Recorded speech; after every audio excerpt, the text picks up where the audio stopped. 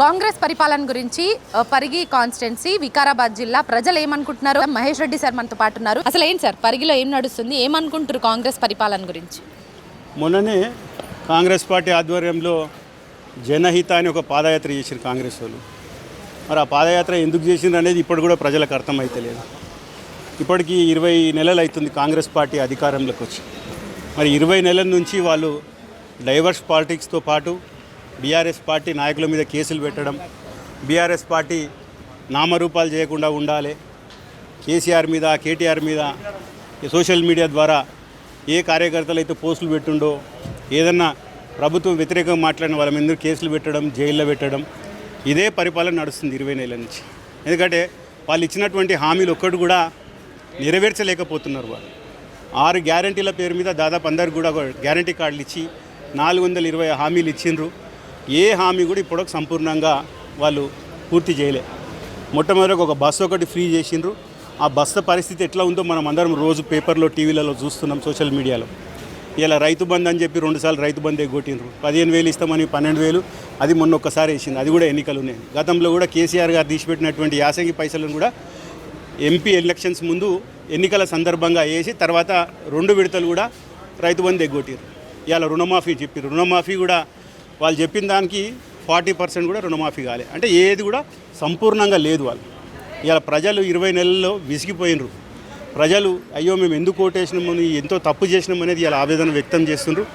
ఇప్పటికైనా వాళ్ళు బుద్ధి తెచ్చుకొని రేపు స్థానిక ఎన్నికలు వస్తున్నాయి కాబట్టి ఇలా రేషన్ కార్డులు ఇవ్వడం, ఇలా ఇండ్లు వచ్చినాయని చెప్పి ఊరికి 5-6 ఇండ్లు ఇచ్చుకుంటా ప్రజలను అందరినీ కూడా మభ్యపెట్టి మీకు ఇండ్లు ఇస్తాం, రేషన్ కార్డులు ఇస్తామని ఎవరైనా కొత్తగా అడిషన్ అయిన రేషన్ కార్డు కూడా కొత్త రేషన్ కార్డు అని వాళ్ళ అకౌంట్లో వేసుకుంటున్నారు. గతంలో బీఆర్ఎస్ పార్టీ కూడా అందరికీ రేషన్ కార్డులు ఇచ్చిండ్రు. ఎక్కడ ఆన్లైన్లో కొట్టుకుంటే ఇమీడియట్గా అందరు కూడా రేషన్ కార్డులు వచ్చినాయి. అంటే ఇలా వాళ్ళు ఏదున్నా కూడా చిన్నగా చేసి పెద్దగా డంబాచారంగా ప్రచారం చేసుకుని తప్ప ఏం కూడా చేస్తలేరు. అంటే అప్పట్లో బీఆర్ఎస్ హయాంలో అసలు రేషన్ కార్డులు ఇవ్వలే, కాంగ్రెస్ హయాంలోనే కాంగ్రెస్ ప్రభుత్వమే రేషన్ కార్డులను ఇస్తున్నట్టే మరి కాంగ్రెస్ నేతలు అందరూ మాట్లాడుతున్నారు సభలు సమావేశాల్లో ఆ పంపిణీ కార్యక్రమాలకు హాజరైనప్పుడు. సో అక్కడికి వచ్చినటువంటి బీఆర్ఎస్ నాయకుల్ని కూడా కొంత ఇన్సల్ట్ చేస్తున్నటువంటి సిచ్యువేషన్ కనిపిస్తుంది. ఏం చెప్తారు సార్? మొన్ననే ఉత్తమ్ కుమార్ రెడ్డి గారు రేషన్ కార్డులు ఎన్ని ఇచ్చిండ్రో బీఆర్ఎస్ పార్టీలో అసెంబ్లీ సాక్షిగానే చెప్పిండ్రు. దాదాపు ఎన్ని లక్షల రేషన్ కార్డులు ఇచ్చిండ్రో చెప్పిండ్రు. ఇలా రేషన్ కార్డులు ఇవ్వలేదని అంతా కూడా అబద్ధం. ఇలా వాళ్ళు ఇచ్చే రేషన్ కార్డులు అన్నీ కూడా అడిషన్ ఉన్నవి కూడా కొత్త రేషన్ కార్డు కింద వాళ్ళ అకౌంట్లో వేసుకుంటారు. ఇలా ఇచ్చే ఊరికి 10-20 రేషన్ కార్డులు ఇస్తే దానికి ఒక మంత్రిని తీసుకొచ్చి పెద్ద ఎత్తున ఒక సభ పెట్టి డంబాచారంగా వాళ్ళు ప్రచారం చేసుకుంటారు. సో ఢిల్లీలో జరిగినటువంటి అంటే జంతర్ మంతర్ వద్ద జరిగినటువంటి కాంగ్రెస్ 42% బీసీ రిజర్వేషన్ కోసం ఫైట్ చేస్తున్నటువంటి ధర్నాన్ని ఎట్లా చూస్తారు? అంటే బీఆర్ఎస్ నేతలు అంతా డ్రామా అంటున్నారు. ఎందుకు డ్రామా సార్? వాళ్ళు నిజంగానే ఫైట్ చేయడానికి, కేంద్రం మీద ఒత్తిడి తేయడానికే కదా 3 రోజుల పాటు అక్కడే స్టే చేసి అక్కడ ధర్నా చేసారు. తీసుకురమ్మనండి వారి ధర్నా చేస్తారు. ఇప్పుడు ప్రభుత్వం ఎవరున్నారు? వాళ్ళ కాంగ్రెస్ పార్టీ ఉంది. ఇలా జయలలిత గారు ఏ రకంగా 3 నెలలు ఢిల్లీలో ఉండి ఇలా కేంద్రంతో కొట్లాడి 69% తెచ్చుకున్నారు. మరి వీళ్ళు ఇలా కామారెడ్డి డిక్లరేషన్లో 42% ఇస్తామని ఏదైతే హామీ ఇచ్చిండ్రో దాన్ని ఇలా అసెంబ్లీలో పెట్టిండ్రు. బీఆర్ఎస్ పార్టీ మద్దతు ఇచ్చింది. బీఆర్ఎస్ పార్టీ గతంలో కూడా చెప్పింది అఖిలపక్షం తీసుకెళ్ళండి, మేము కూడా వస్తాం, ప్రధానమంత్రి దగ్గరికి వస్తాం, ప్రెసిడెంట్ దగ్గరికి వస్తాం అని కూడా చెప్పిండ్రు. ఇవాళ వాళ్ళు ఏదో 3 రోజులు పోయి ధర్నా చేసి అలాగే 8 మంది ఎంపీలను గెలిపించిండ్రు. మరి పార్లమెంట్ నడుస్తుంది. మొన్ననే దాదాపు వాళ్ళకు ఉన్నటువంటి సంఖ్యాబలం ఉన్నటువంటి ఎంపీలను అందరూ కూడా ప్రజెంటేషన్ ఇచ్చిండ్రు ముఖ్యమంత్రి గారు. మరి వాళ్ళందరినీ పోరాటం చేసి తీసుకురమ్మనండి, తీసుకురమ్మనండి. బీసీల గురించి అందరు మాట్లాడుతున్నారు. వాళ్ళని తీసుకొస్తే తప్పకుండా బీఆర్ఎస్ పార్టీ స్వాగతిస్తుంది. ఖచ్చితంగా మేము కూడా దానికి ఏం కావాలంటే కూడా అన్నిటి కూడా మేము మద్దతు తెలుపుతాం. అందులో 10% ముస్లింలకు సంబంధించిన రిజర్వేషన్ కూడా ఇంకా ఉంది దాంట్లోనే అంటున్నారు. ఆ 42%లో ముస్లింలకు కూడా ఇంకా 10% ఇవ్వడాన్ని ఎట్లా చూస్తారు ఏంటి? అదంతా కూడా పాలసీ అమ్మ. అందరు బీసీలు ఎవరైతే ఎలిజిబుల్ ఉంటారో ఖచ్చితంగా బీసీలకు అందరు కూడా వస్తాయి రిజర్వేషన్. అది కేంద్రం మరి ఏం నిర్ణయం తీసుకుంటారో చూడాలి. రాష్ట్ర తరఫు నుంచి వాళ్ళు పోరాటం చేయమనండి, తప్పకుండా బీఆర్ఎస్ పార్టీ మద్దతు తెలుపుతుంది. సో బీఆర్ఎస్ పార్టీ నుంచి వెళ్ళిపోయినటువంటి ఎమ్మెల్యేల విషయానికి వద్దాం. అది సుప్రీంకోర్టు తీర్పు మేరకు ఇప్పుడు స్పీకర్ కోర్టులో ఉంది. సో ఇంకా నిర్ణయం తీసుకోవాల్సి ఉంది స్పీకర్. ఇప్పుడు రీసెంట్గా వెళ్ళిపోయిన వాళ్ళతోటి క్యాడర్ ఏమన్నా దెబ్బతినే అవకాశాలు ఏమైనా ఉన్నాయా? ఎక్కడ కూడా క్యాడర్ పోలేదు. మీరు చూస్తున్నారు, ఏ నియోజకవర్గంలో అక్కడ ఎమ్మెల్యేలు పోయినా కూడా అక్కడ ఉన్నంత క్యాడర్ అందరు కూడా బీఆర్ఎస్ పార్టీతోటే ఉన్నారు. ఇప్పుడు పోయినటువంటి ఎమ్మెల్యేలు కూడా అయ్యో మేము ఎందుకు పోయినాము, తప్పు చేసినామనే భావనలో ఉన్నారు.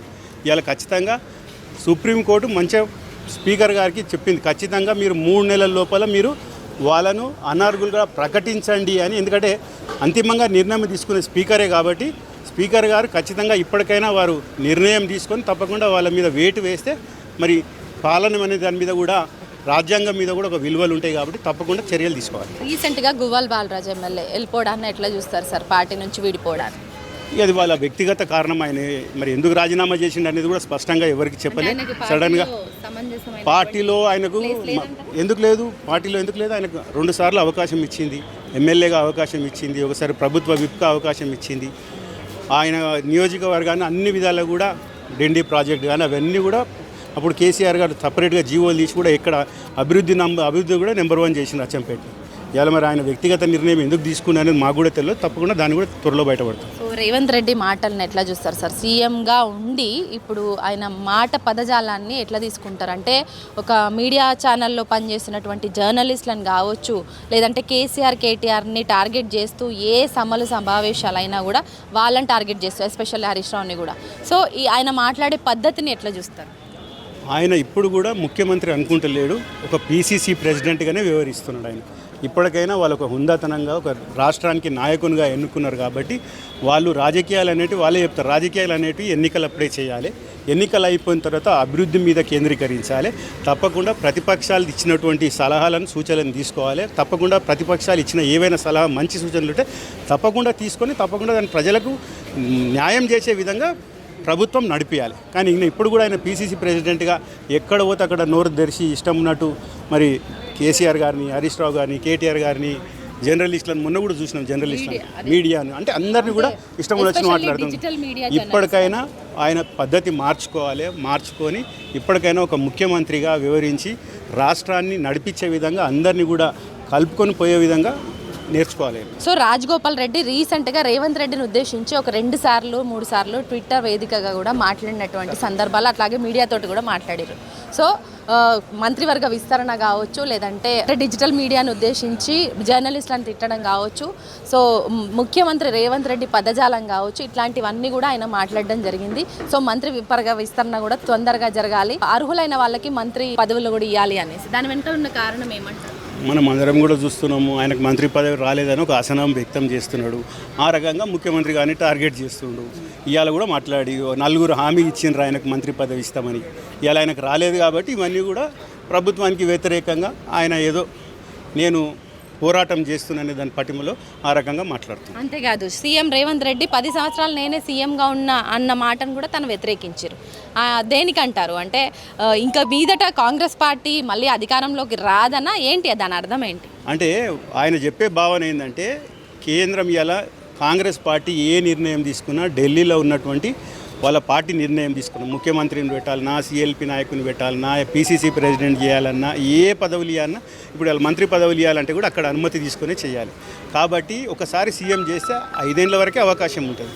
పనితీరు బాగాలే కూడా మధ్యలో కూడా తీసేస్తారు. కానీ 10 ఏళ్ళు కూడా నిన్నే చేసినట్టు అది తప్పు, ఏఐసీసీ నీకు చెప్పిందా, ఆ రకంగా నేను చేయొద్దు, పార్టీ నిర్ణయానికి పార్టీ కట్టుబడి ఉండాలి, మనం ఆ రకంగా మాట్లాడొద్దు అనేది ఆయన భావన. ఏమంటారు సార్, పరిగి నియోజకవర్గానికి సంబంధించిన ప్రజలంతా ఏమంటారు? మీ దగ్గరకు వచ్చి చెప్పుకుంటున్నటువంటి ఇబ్బందులు కావచ్చు, ఇప్పటికిప్పుడు అక్కడ ఎన్నికలు జరుగుతాయి, ఎట్లా ఉంటాయి, ఏంటి రిజల్ట్? ప్రజలు ఇచ్చినటువంటి హామీలు ఒక్కడు కూడా నెరవేర్తలేవు కాబట్టి మేము తప్పు చేసినాము, కాంగ్రెస్ పార్టీకి ఓటేసి తప్పు చేసినాము. రైతు బంధు పైసలు 10,000 ఇస్తుండే కేసీఆర్, వీళ్ళు వస్తే 15,000 వస్తాయి. 2,000 పింఛన్ వస్తుండే మా కేసీఆర్ ఉన్నప్పుడు, వీళ్ళు ఇంటికి ఒకరు కాదు ఇంటికి ఇద్దరికి ఇస్తామన్నారు 4,000 పింఛన్ అని. అదేవిధంగా మహిళలకు కళ్యాణ లక్ష్మితో పాటు తులం బంగారం వస్తుందని, అదేవిధంగా ప్రతి మహిళకు 18 ఏళ్ళు దాటిన మహిళలకు 2,500 రూపాయలు వస్తాయని, ప్రతి ఇంటికి 200 యూనిట్ల కరెంట్ వస్తుందని, ప్రతి ఇంటికి ఒక 500కే సిలిండర్ ఇస్తామని, ఇటువంటివి ఎన్నో హామీలు ఇచ్చిండ్రు. అవన్నీ కూడా నెరవేర్తలేవు కాబట్టి ప్రజలు అసహనం వ్యక్తం చేస్తుంటారు. తప్పకుండా రేపు ఎన్నికల్లో బుద్ధి చెప్తారు. రేపు స్థానిక ఎన్నికలు వస్తున్నాయి, ఎన్నికల్లో కూడా చూసుకుందాం. ఇవాళ వాళ్ళ స్థానిక ఎన్నికలు పెట్టే పరిస్థితిలో కూడా లేదు. ఇవాళ సర్పంచ్ ఎలక్షన్స్ అయిపోయి దాదాపు సంవత్సరం మీద 6 నెలలు అవుతుంది. ఇవాళ జిల్లా పరిషత్ ఎలక్షన్స్ అయిపోయి కూడా దాదాపు సంవత్సరం అవుతున్నాయి. మున్సిపల్ ఎలక్షన్స్ అయిపోయి 6 నెలలు అవుతుంది. సొసైటీ ఎలక్షన్స్ అయిపోయి కూడా దాదాపు 6 నెలలు అవుతుంది. సొసైటీ వాళ్ళకు పెంచుకుంటూ పోతుండ్రు. అదేవిధంగా ఈ ఎన్నికలు 1 ఇయర్ నుంచి పెండింగ్లో పెడుతుండ్రు.